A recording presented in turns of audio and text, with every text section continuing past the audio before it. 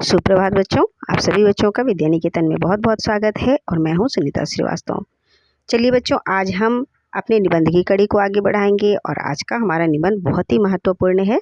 G20 में भारत की भूमिका। G20 विश्व के प्रमुख आर्थिक संगठनों में से एक है। ग्रुप ऑफ 20 यानी G20 में भारत की जरूरत 3 महत्वपूर्ण स्तरों पर रही। भारत अपने आर्थिक सुधार और विकास के क्षेत्र में एक प्रमुख स्थान रखता है। इस सम्मेलन में भारत की गरिमा को और भी ज़्यादा बढ़ा दिया है। इस बैठक में पहले आर्थिक मुद्दों पर चर्चा की गई तथा बाद में और भी कई मुद्दों को इसमें सम्मिलित किया गया। वैश्विक दृष्टिकोण के आधार पर भारत द्वारा इस समारोह में अग्रणी भूमिका निभाई गई। ग्रुप ऑफ 20 यानी G20 देशों का एक समूह है और ये 20 देश साल में एक बार एक सम्मेलन के लिए एकत्रित होते हैं और दुनिया भर के आर्थिक मुद्दों के साथ साथ जलवायु परिवर्तन, सतत विकास, स्वास्थ्य, कृषि, ऊर्जा, पर्यावरण जैसे मुद्दों पर चर्चा करते हैं।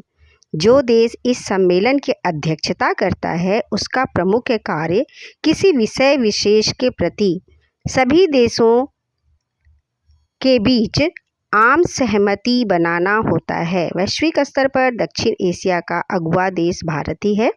इस कारण से दक्षिण एशिया के बाकी देशों के हितों को, जो कि G20 का हिस्सा नहीं है, आगे बढ़ाने की जिम्मेदारी भी भारत की ही है। तीसरी प्रमुख जिम्मेदारी भारत की घरेलू जिम्मेदारी है। आज विश्व में भारत के नाम का डंका बज रहा है। पूरी दुनिया को भारत की आवश्यकता है। ऐसी स्थिति में भारत को स्वयं अपने नागरिकों के प्रति और भी बड़ी जिम्मेदारी बन जाती है।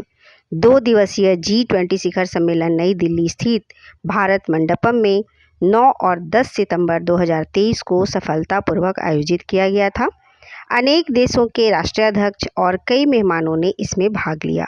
इसका आदर्श वाक्य था, वसुधैव कुटुंबकम, अर्थात सारी पृथ्वी मेरा घर है।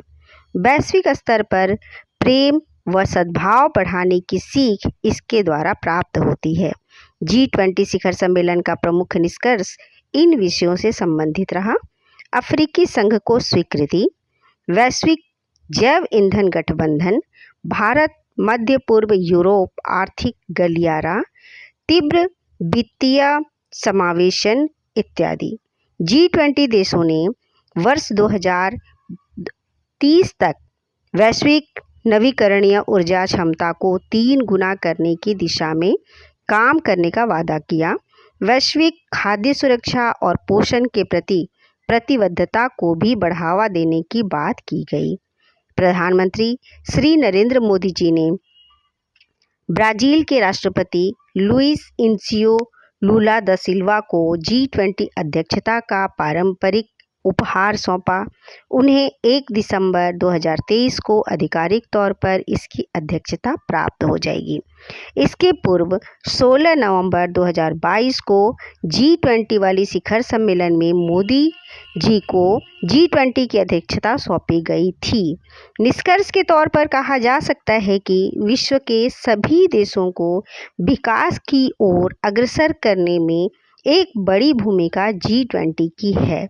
सभी देश इसी प्रकार कार्य करते रहें तो वसुधैव कुटुंबकम की अवधारणा अवश्य ही सत्य हो जाएगी।